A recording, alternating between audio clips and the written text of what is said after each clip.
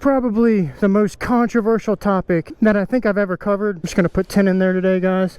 So we're covering, can you start out on a 600cc, guys?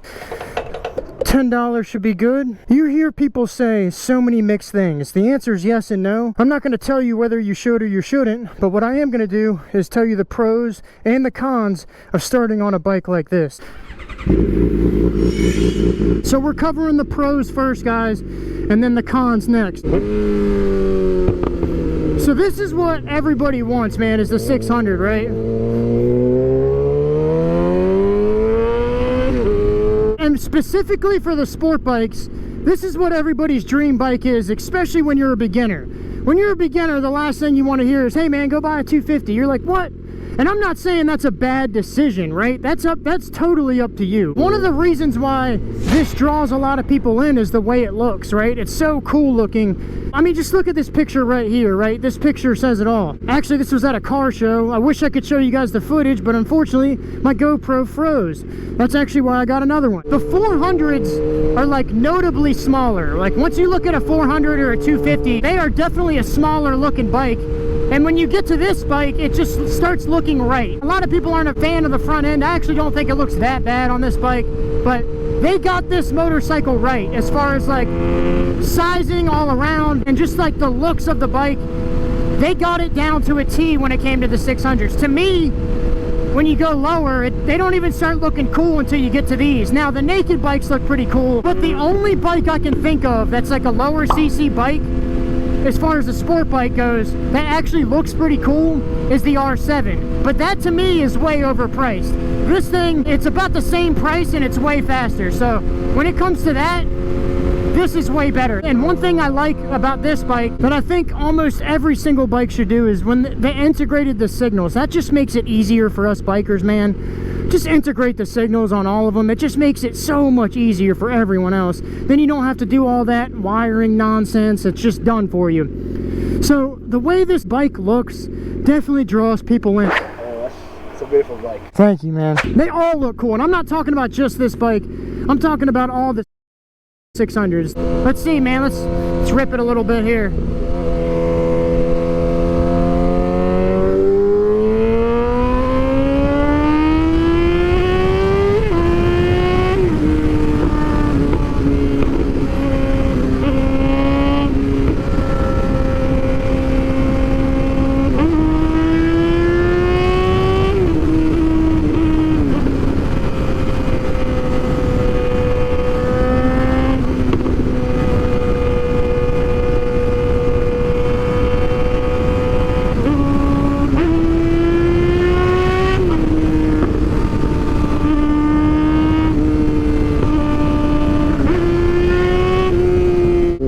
That's going to bring me into the second thing. When you get on the highway, that is when you get the true benefits of a 600, right? I mean, no one can really keep up with you, and that is actually a pro. Believe it or not, when it comes to being safe, if you know how to use it to your advantage, having more power on the highway, believe it or not, is actually safer. I'd rather be on a faster bike and be able to get away from people rather than be on a 250 in the right lane and everyone's trying to pass me. You're actually in more danger like that. So when it comes to highway riding specifically, I definitely would prefer a 600. If you're gonna go like do roads like this and you're going in the neighborhoods and stuff like that, and you're just specifically like learning how to shift, use the brakes, the throttle, then no, this is not the best. But when you want to go on the highway and use a little bit more of that power and go into more kind of faster pace riding, this is definitely better than those smaller CC bikes. I definitely would prefer this on the highway. And that's if you don't abuse the power. If you use the power to your advantage, it's actually safer, especially on the highway, man. This is a great highway motorcycle. And that's gonna bring us into the third pro of starting on a 600, right? Usually when you upgrade to a 600, you're gonna have better technology. However, this bike does not have the technology that I'm talking about, like ABS, traction control, and things like that. Now, this bike does have modes, but I literally never use the modes. It has A and B mode. A mode is full power. B mode basically tones down that power, and it's supposedly safer for like a newer rider, right? That's the whole thing. Now, to me, that feeling of like, it's fun, but when you don't know that's coming is when it's sketchy, right? So let's say you start going and then you do something like that, and you're like, oh crap, I need to stop, right? I can't show you because this doesn't have ABS, but if I slam the brakes and the tires were going to lock up, what ABS does is it prevents that from happening, which is nice if you're new and let's say you have a close call, you were going to lock up the front brake, but that ABS saved you, right? That's where it's nice to have like ABS, traction control, and all that stuff. The modes are stupid, right? You're never using the modes. I highly doubt you're using the modes. I don't know, I just don't use them. Like I said, I prefer full power all the time, but that's just me.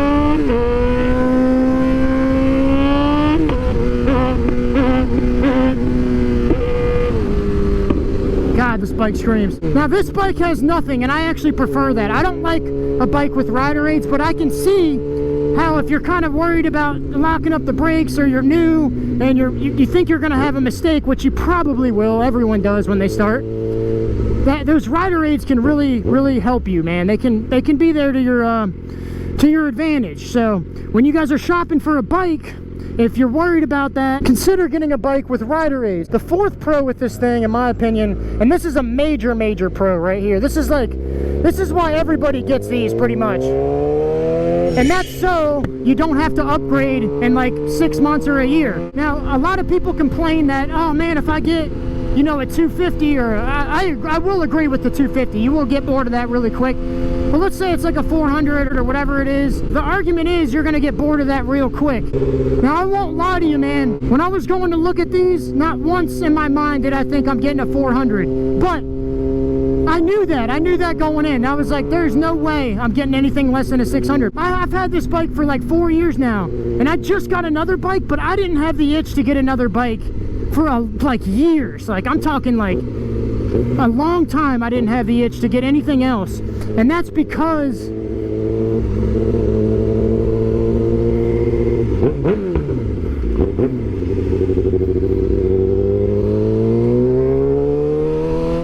this thing kind of satisfies my needs, man. Believe it or not, this is fast enough. This is actually too fast. And when you go to get a sport bike, everybody knows that you want at least a 600cc. The sound, the looks, the speed, just everything behind a 600 is just better. Now, that's not always the best decision for your safety. I always say value your safety over your money. That's way more important. You can save money by coming here, yes. Is it always the best idea? No. Is it possible? Yeah, it is possible. I've seen people do it. I've also seen people die too. So at the end of the day, that's your decision. And the last pro to getting this, when I was looking at bikes, nothing else would have gave me the thrill like this bike would have. And usually when it comes to like guys or girls that are into this, usually nothing under a 600 gives them the thrill. And when you get to like a 1000, now I'm not like this. I still love this bike. You know, you'll hear guys say after they get that 1000, like, oh man, 600s just don't do it for me anymore. I disagree, man. This thing is way too fast for the street still. It's just so easy to speed on these things, but that's what makes it fun, you know? Like, actually the thrill of owning it and getting excited to ride it and, you know, just being on it, man. There's something to be said about that, in my opinion. Personally, I won't even buy a bike if it doesn't do any of that for me. I'm not going to get on like a 400 and be like, oh my goodness, like, you know, because I've ridden this and I've ridden the 1000, I know, hey man, those just don't feel like these do. So this bike definitely gives me the thrill when it comes to the looks. The sound is amazing. That's a big part of this bike. I love the way it sounds. I love the way it looks. And you guys know I'm particular on my color schemes, and I love this white and gray 2015 only color scheme. So what I'm riding and what it looks like matters to me a lot, especially when it comes to that thrill factor. Just like everybody else does. Everybody has their own bikes they prefer. Some people like Yamahas, CBRs, whatever it is, you know. Kawasaki's, I love those bikes too. Those are cool, man. I love Kawi's. We've talked about the goods. Now let's talk about the bads, right? The first major con when it comes to a 600cc and up, specifically as a beginner, the biggest con with these bikes is death, because they kill more riders than any motorcycle ever. the super sports, right? I consider 600, 1000, 600 and up is what I'm talking about, because I've seen, you know, 1000's even worse, but these 600s kill people too, man. I know people that it's actually killed. I've literally been friends with people growing up that got a 600 and they're no longer here. So I know that these bikes kill people. Riding a bike with nothing around you is actually pretty easy. Like right here, okay? Like this right here. Just like that. You'll pick that up in a matter of weeks or a month or whatever. Some people learn faster than others. So the basics like shifting and just like learning to use the brakes and stuff, that's pretty easy when there's nothing around you and like you're in a parking lot and stuff. That's easy.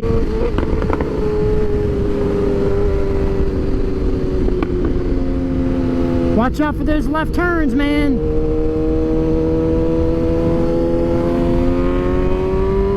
Did you guys just see what I did right there? Right? Did you see how I was on the inside and I swung out to the outside? Okay, that's kind of what I mean is you have to think about things like that. I did that on purpose because I knew I couldn't see that car. One of the most common ways to crash is cars turning left. And if that car pulled out, I would have way more time because I could see him pull out, right? And I had better visibility just being in that position. When you ride these type of bikes specifically, because of what they do and how fast they go, this requires your full attention at all times. Every single second, you have to be paying attention. Just shifting and going and off in La La Land is, you know, that's pretty easy. This thing requires attention all the time. Every single second, you got to pay attention.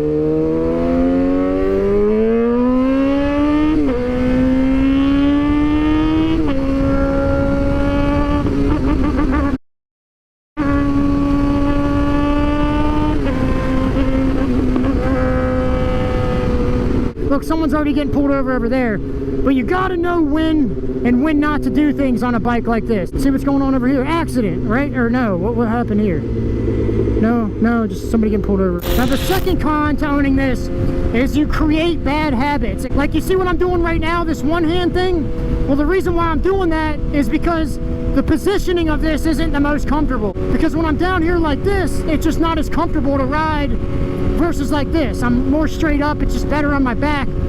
So because of the way this is positioned and the ergonomics of it, it kind of forces you to create bad habits, especially when you're learning to ride. Not only body positioning like this, but it's easy to speed on this thing.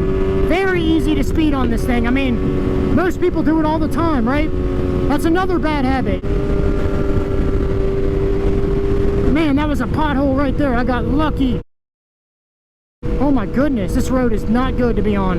And I like to be on roads that I know for reasons like this, the unknowns. Sometimes you just don't know. Like this right here, I wasn't even expecting. I didn't even know they were working on this road. But you know, you don't want to get in the habit of going fast all the time on these, and believe me, you're gonna go fast. How fast have you gone on this? I think it was I don't remember. Because they're fast, everyone in front of you is going slow. Do not tailgate the person in front of you. Like this Jeep, I have a good distance away from me, so if something was to happen, I could react, right?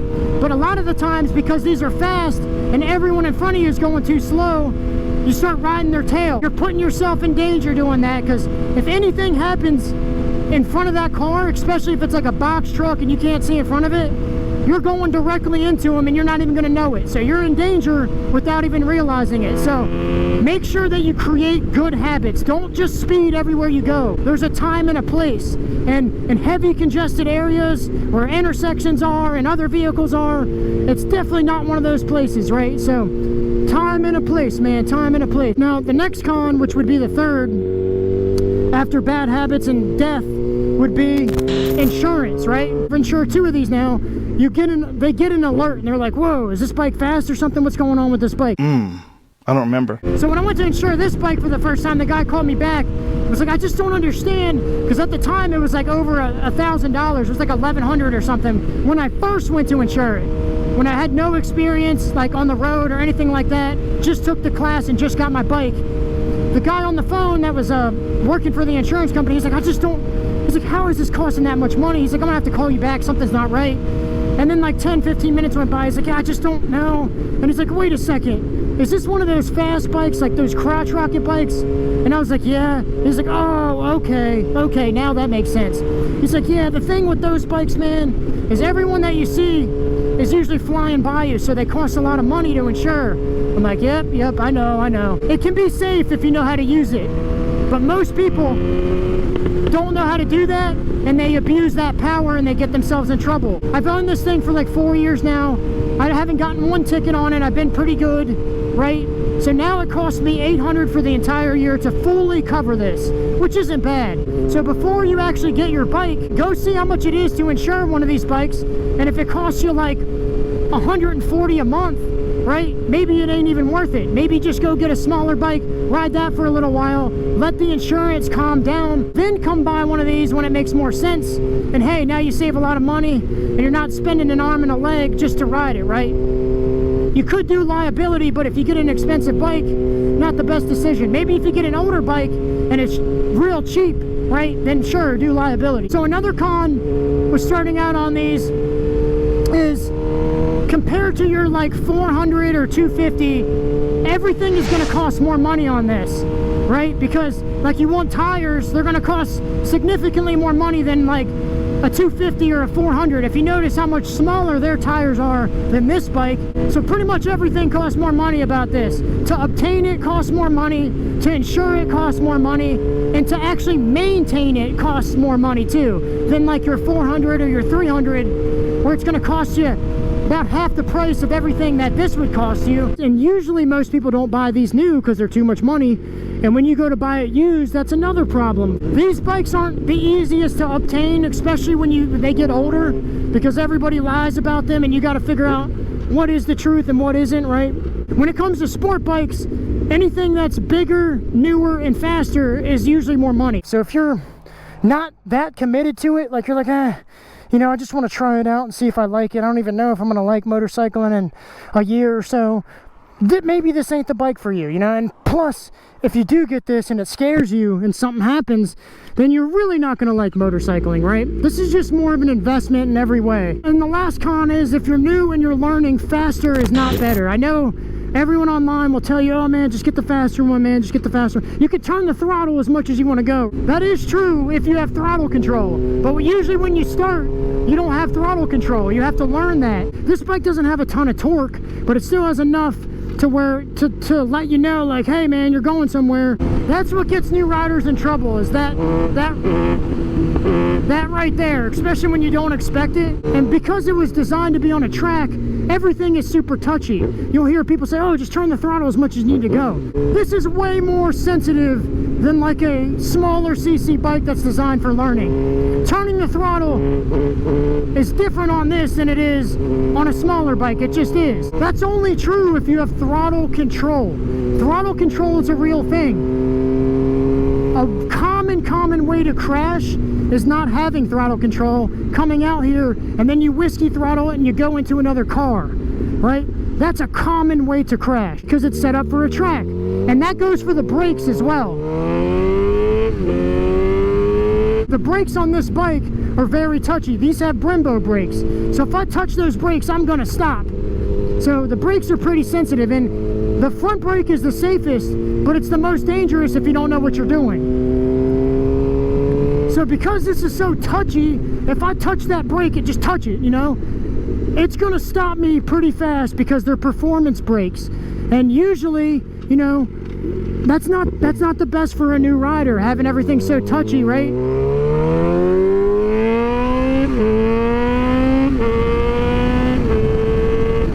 Everything is extreme on this. The brakes, the throttle, all that stuff. It's kind of like when you first got your license and you go to drive and you touch the gas in the car and you're like, whoa, it gave it that much? It's the same thing with this.